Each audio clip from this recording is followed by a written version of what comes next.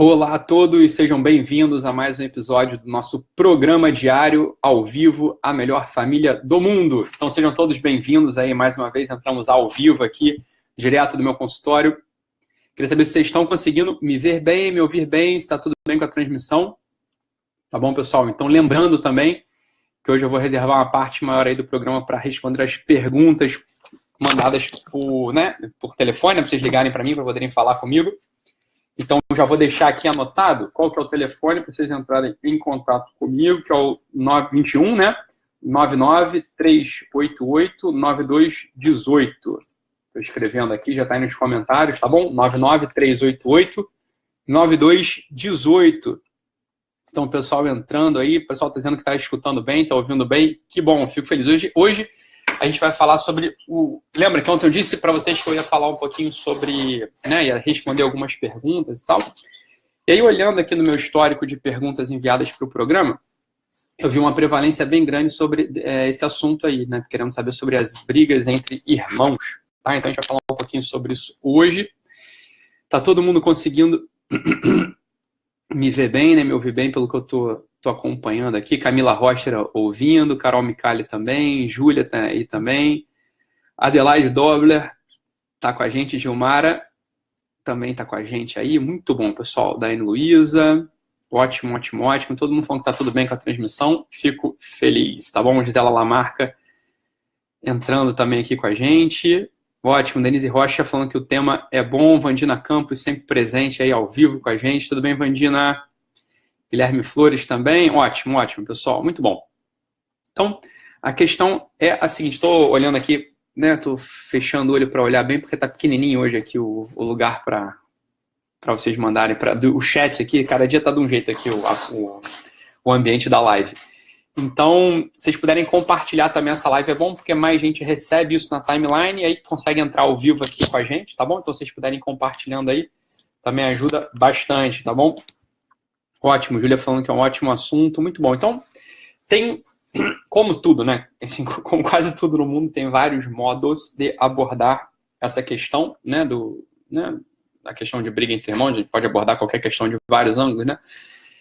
O que acontece é o seguinte, pessoal, eu vou apostar, como eu sempre aposto, né, na capacidade de vocês de prestar atenção, na capacidade da inteligência de vocês, na capacidade simbólica, na capacidade de aprofundar nas realidades, né, mais caras, né, assim, mais profundas do ser humano, do espírito.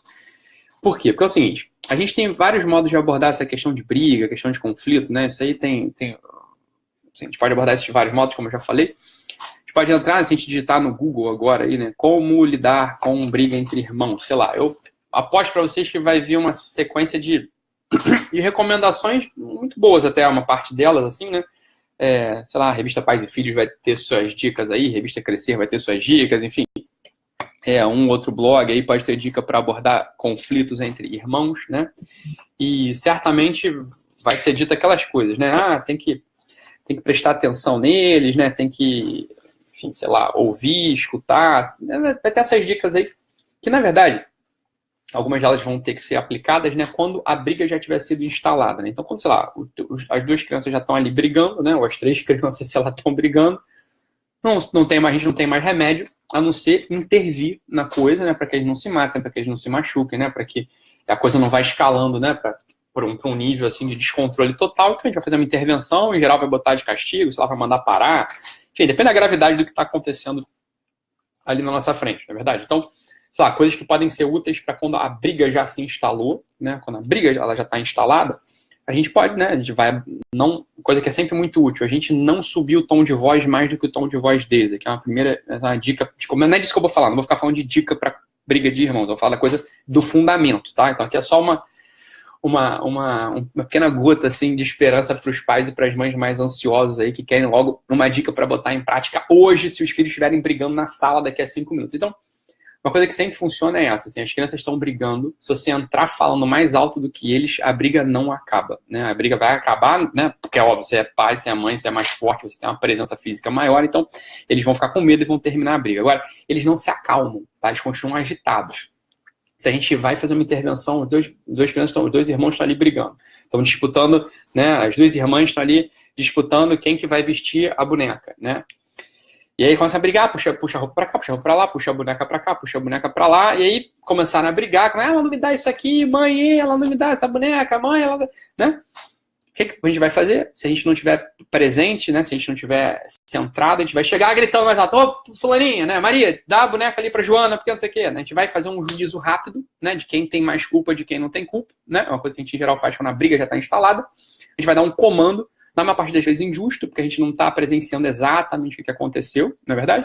E a gente acaba com a briga, uma das duas sempre se sente injustiça, sempre vai se sentir injustiçada, e ela não se acalma porque ela acha que você cometeu uma injustiça contra ela. É sempre assim que funciona. Então, a maior parte das vezes, o que acaba nos ajudando mesmo é a gente entrar, né, na cena da luta, né, na cena da disputa, olhando para as duas, né, alternadamente e falando mais baixo do que elas. Essa é a coisa que funciona para acalmá-las, entendeu? E para que elas não se sintam injustiçadas. Tá? Em geral, a gente fala mais baixo, manda elas largarem o objeto da briga, né? E a gente... né, quando a gente nota assim que o ambiente tem que ter uma coisa também de arte, né?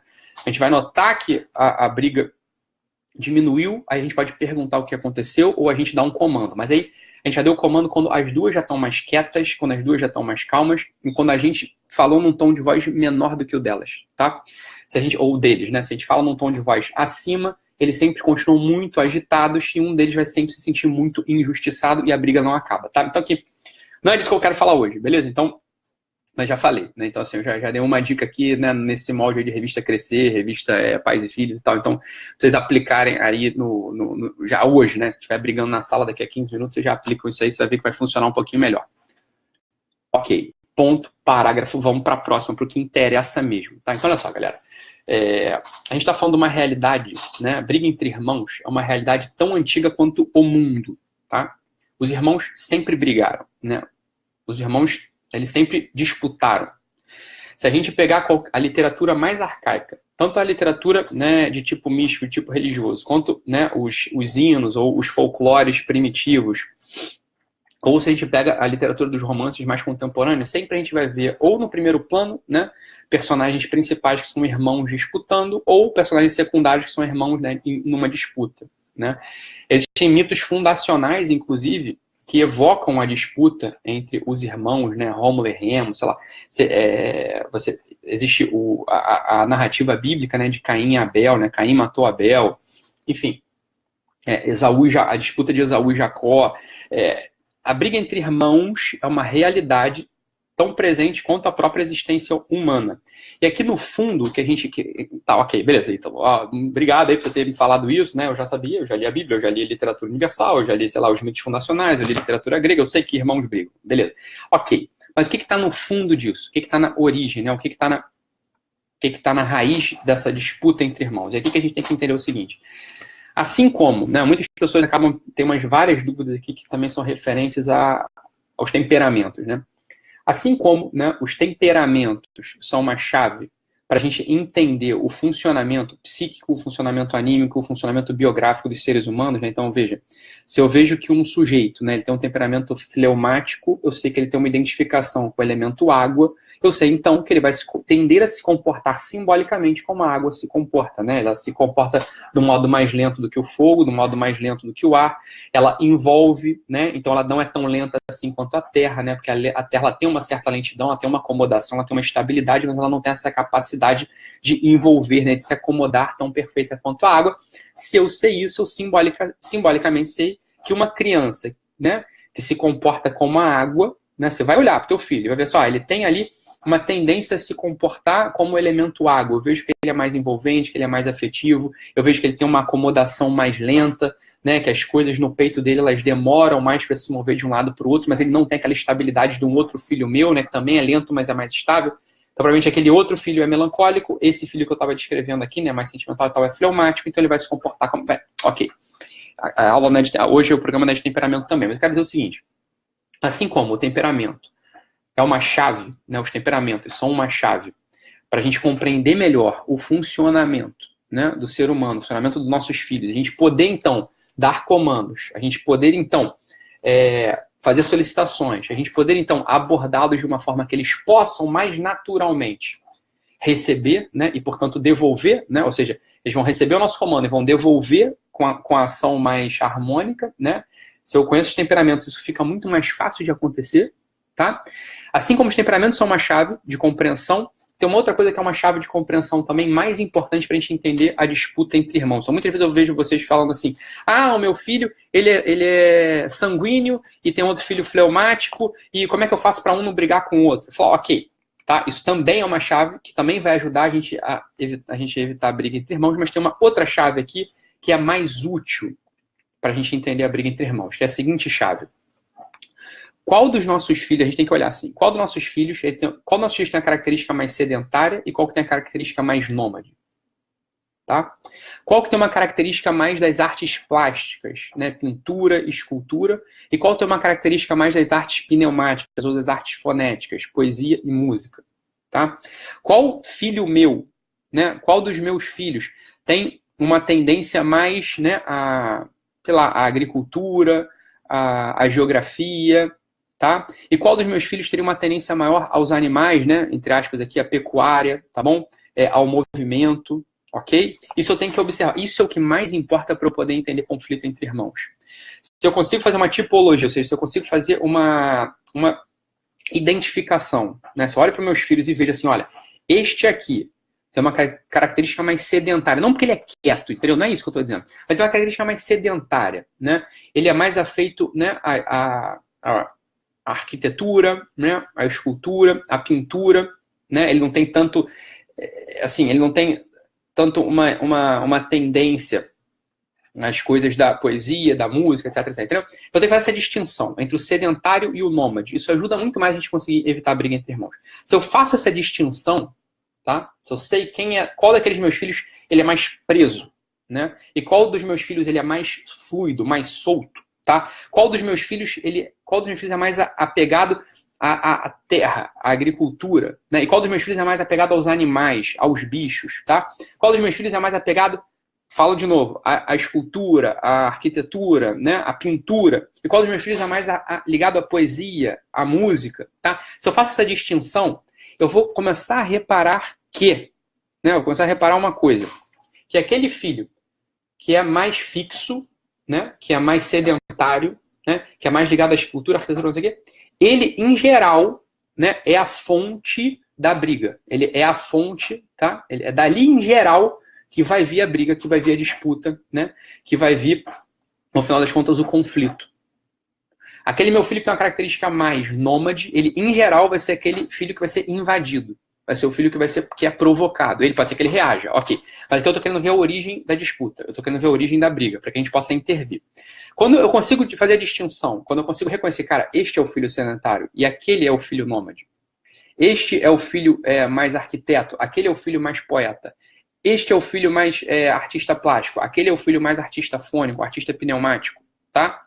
Quando eu faço essa distinção, eu consigo identificar com muito mais precisão quem gera o conflito. Então, o que eu faço? Eu pego aquele filho que é o sedentário, tá? Que é o sedentário, entre aspas, você já entendeu, né? Não é que ele fica paradão, não é isso? Mas tem essas características mais fixas. Eu pego este filho e faço um trabalho com ele ao longo da semana, ao longo do mês, ao longo do ano. Não é uma coisa aqui que eu não estou dando... Aqui não é uma dica, né? Não é um hack, né? Não é uma dica.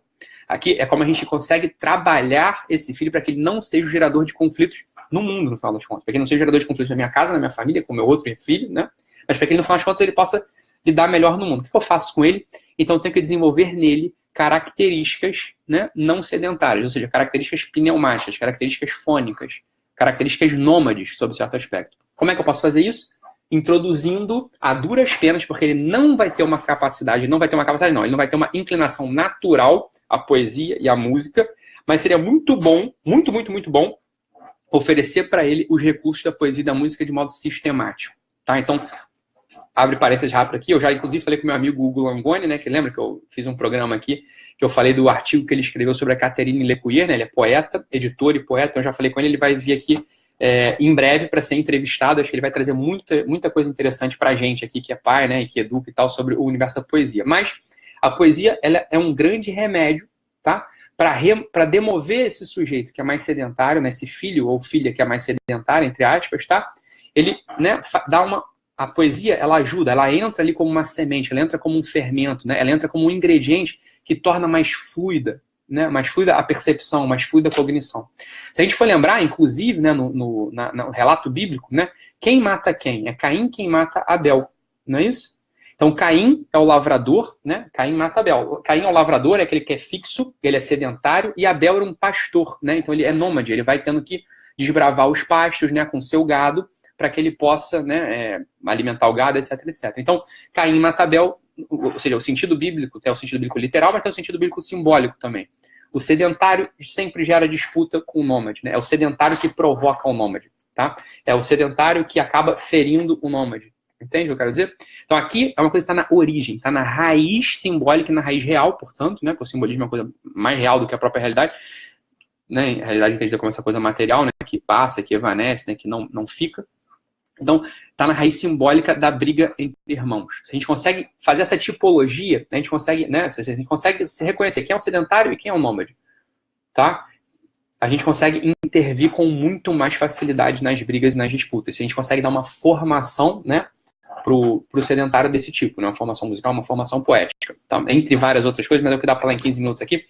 Se vocês quiserem me ligar agora, eu já vou atender aos telefonemas. Então, 99388-9218 com DDD 21, lembrando, né? 21 99388-9318.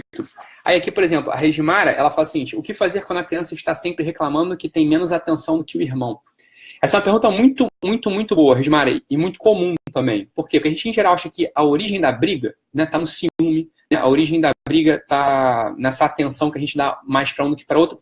Isso não tá na origem, tá? Isso tá no final de tudo, ok? Então, a gente pode, né, se a gente não consegue entender se a gente não consegue entender do que as crianças são feitas, a gente vai ficar sempre enxugando o gelo, tá bom, Regimara? Essa é a coisa. Se a gente não consegue fazer a tipologia clara, tá? Dos filhos, sabendo que é o sedentário e que é o nômade, a gente só vai ficar abordando a briga, a disputa. A gente vai falar assim, puta, é ciúme. Ah, mas ele tá sentindo falta de mim. Ah, mas ele tá com, né, tá com ciúminho porque o outro irmão acabou de nascer. Isso é muito comum. Em geral, não é isso. A gente vê muitas famílias que os irmãos entram, né, na vida, né, nasce outro irmãozinho, e as crianças absolutamente não têm ciúme nenhum. Porque provavelmente esse mais velho, ele era do tipo nômade, não do tipo sedentário. Então ele não vai ser afetado pela coisa, entendeu? Assim, ele não gera disputa, ok? Entende o que eu quero dizer? A gente pode aprofundar, a gente vai precisar aprofundar muito esse tema ao longo do ano. Isso aqui é só o iniciozinho da nossa conversa, tá? Mas eu queria começar não é pontuando, eu queria começar colocando a gente na trilha da onde é que está o problema verdadeiro da coisa, tá? E aí depois, é claro que a gente vai precisar aprofundar, vai precisar tirar consequências mais práticas disso que eu estou falando aqui, vai precisar aprender a reconhecer, segundo essa tipologia do sedentário e do nômade, tá com a simbologia muito, muito, muito, muito antiga, né? Tão antiga quase quanto os 4 elementos dos temperamentos, né? Então, beleza. É isso que a gente vai continuar conversando aqui ao longo dos nossos encontros, tá bom, pessoal? Essa é a nossa conversa. Então, a Raquel Campos falou assim, você podia fazer uma semana inteira sobre temperamentos. Ela falou, sinto que tenho uma foguinho em casa, mas me sinto fogo também. Aí fogo com fogo a gente tem que saber trabalhar, é uma coisa com a outra, mas realmente, assim, a gente vai conversar muito isso aqui ao longo do ano, né? A gente tem até o Natal do ano que vem pra gente poder conversar, graças a Deus, então... Mas o que eu quero dizer? Sobre briga entre irmãos, eu tô dando mais uma chave pra vocês. Tem a chave dos temperamentos, tá? Que vocês já podem pesquisar, isso até no meu curso lá. Tem um monte de gente aí que comprou o curso, né? Que já começou a fazer no módulo sobre obediência, eu vou falar um pouco, né, mais detalhadamente sobre os temperamentos. Mas tem uma outra coisa que é essa tipologia que eu estou dando para vocês aqui, tá bom? Também ajuda muito. Beleza, pessoal? Outra coisa que ajuda muito pelo mesmo motivo, é ter animal em casa, né? Animal de estimação. Porque o animal, ele tem um movimento, né? Ele traz o apelo, que não é uma pessoa, né? O animal não é uma pessoa, ainda que algumas pessoas hoje tratem animais como gente, mas não é, né? Ele não é da mesma categoria, então não é um outro irmão, é um bicho, tá? Que se move. Isso ajuda simbolicamente a criança também a acompanhar aquele bichinho. As crianças vão se tornando mais calmas, né? As crianças, enfim, ajuda bastante também nisso. Tá bom, pessoal? Então, é isso. A gente vai deixar... Eu acho que a verdade é que eu não botei o chip do programa no meu telefone. Desculpa, pessoal. Beleza. Então, amanhã, Desculpa aí, falha técnica aqui da produção, né? Então, acabei que eu não botei outro chip no meu telefone. Eu tô com o meu chip pessoal aqui, galera. Foi mal. Então, tinha que ter botado o chipzinho do programa, que tá dentro dessa caixinha. Eu não fiz isso, vocês me desculpem. Então, por isso que ninguém conseguiu falar comigo hoje. Amanhã, a gente volta nesse mesmo horário, nesse mesmo canal, conversando sobre mais coisas pertinentes aí para nossa vida em família. Um abraço, pessoal. Fiquem com Deus e até amanhã.